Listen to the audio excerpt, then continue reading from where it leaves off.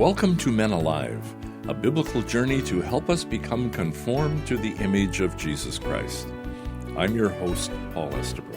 Our teacher is my long-term friend, Dr. Jim Cunningham, consultant in adult education and director of Go Teach Global. So Jim, you're a teacher. Tell us, why did Jesus use so many questions when he taught? That reminds me of a story about questions told by Tony Campola. He once described the difference between his Jewish neighbor's mother and his Italian mother. The Jewish mother called from the door as they left for school in the morning saying, "Abby, did you remember your books?" Tony's mother would call out, "Tony, don't forget your lunch." Supposedly, a Jewish parent, upon the arrival home of their child from school, never asks the typical Gentile question, "What did you learn today?" That's a cognitive issue. Instead, a good Jewish mama asks her child, "What good question did you ask the teacher today?" Jesus was Jewish. He knew how to both ask good questions and answer questions from those around him. Richard Rohr wrote a book called The Questions of Jesus. He says in his foreword, "I am told, for example, Jesus is asked 183 questions, directly or indirectly, in the four Gospels. Do you know that he only answered 3 of them?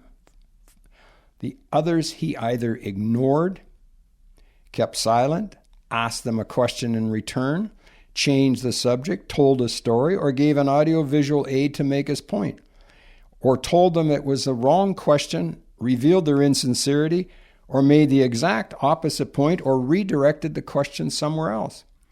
So, Paul, before we look at some of the good questions Jesus asked, do you remember any of the 3 questions Jesus answered directly? Well, at Jesus' trial, Pilate asked Jesus, "So you are a king then?" And Jesus said, "Yes, I am a king. I was born for this." That's found in John 18:37. Right. And the second one was more of a request than a question. His disciples asked, "Lord, teach us how to pray just as John taught his disciples." And he said to them, "This is how you pray." And he taught them the Our Father, Luke 11:1.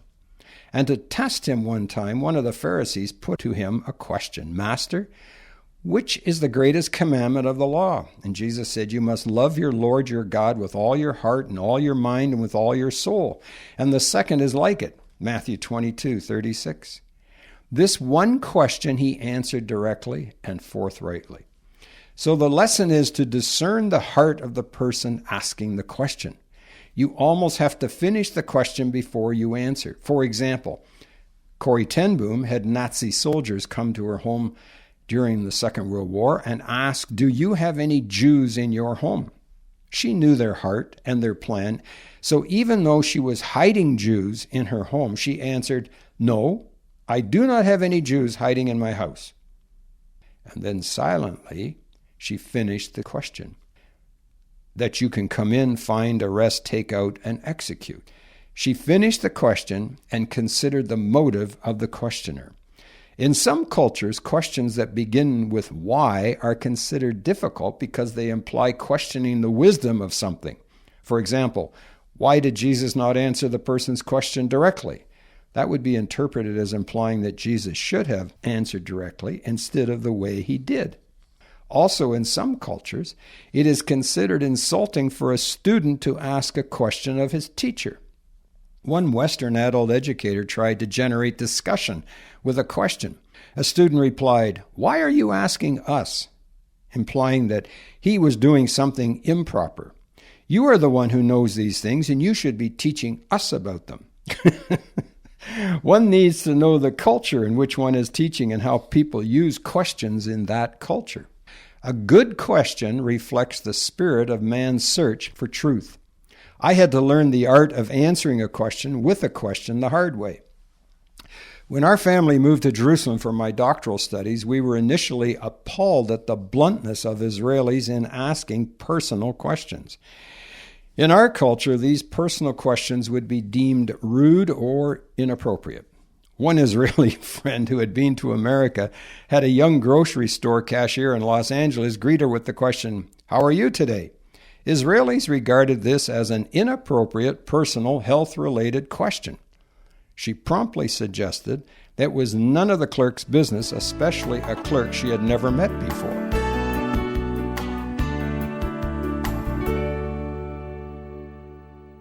Great story, Jim. But before you continue, let me remind our listeners that this is Men Alive with Dr. Jim Cunningham from Go Teach Global. For a printed copy of this program's teaching, or with any questions you may have, email Dr. Jim at menaliveuntogod@gmail.com. Okay, why did you choose Israel as a place to study? Paul, I was repeatedly asked whenever I introduce my research topic, why did you come to Israel? With a name like Cunningham, the Israelis knew I was not Jewish, but was in fact a practicing Christian.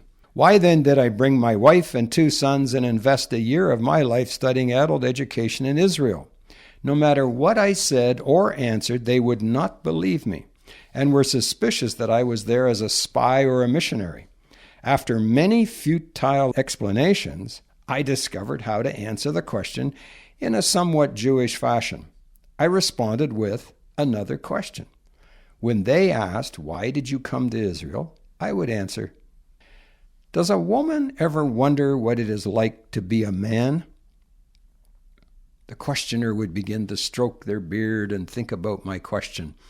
Does coming from as taught in the Torah cause a woman to wonder what it would be like as part of her understanding of self-identity?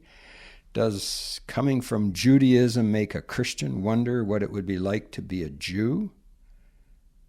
If my questioner answered, "Of course," I would then add, "Perhaps that's why I chose to come to Israel."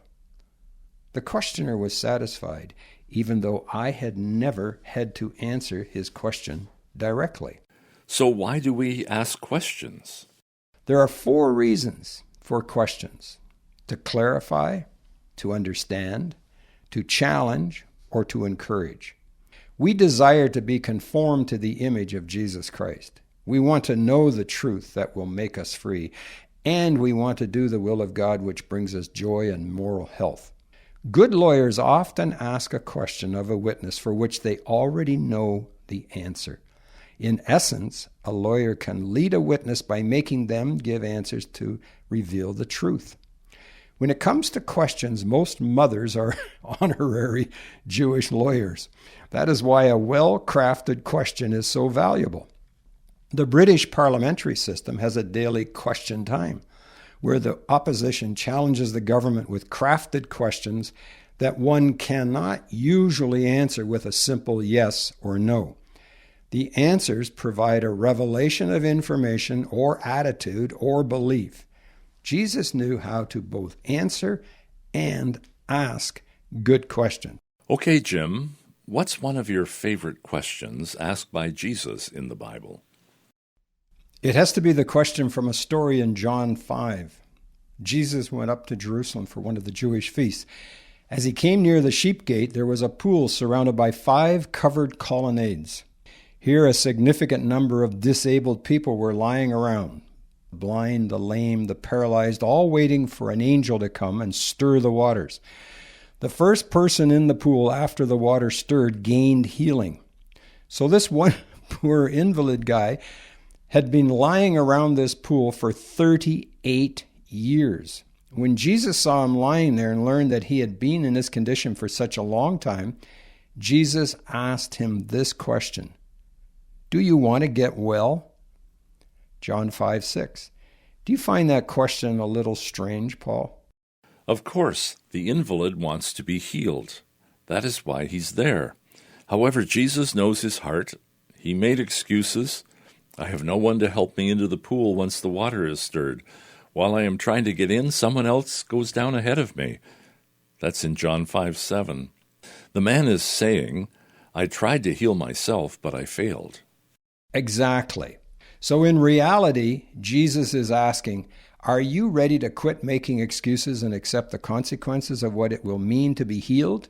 The man would no longer be dependent on others and no longer able to make excuses. he would now be accountable for getting a job, earning his daily bread, and being a productive citizen. No more begging, handouts, or excuses. Do you want to be healed becomes a valid question. Asking and answering questions is an acquired skill that we as men need to learn in our homes and in our relationships.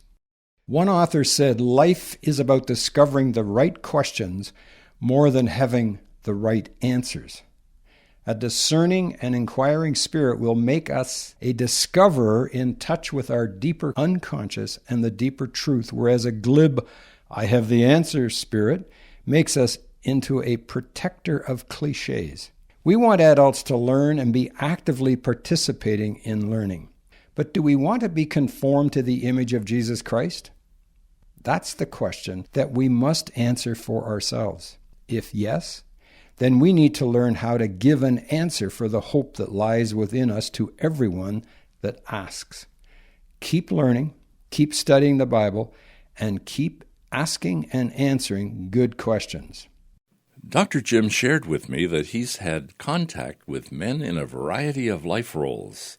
Many shared concerns, fears, frustrations, and challenges at accepting the common changes imposed by aging and the confusing changes within one's culture. Some felt so exhausted by the changes they just wanted everything to stop and return to normal. Most, if not all, of men's life roles are learned from other males who become their model.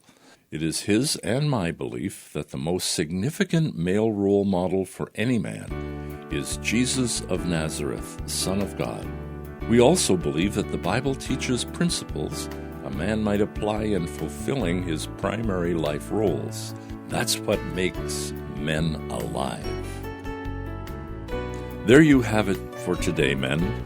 We become alive unto God when we become conformed to the image of his holy Son, Jesus of Nazareth. Do you know Jesus as your Savior and Messiah? That is the most critical question you need to answer. Jesus says, I am the way, the truth, and the life. No one comes to the Father except through me. Will you receive him today as your Savior?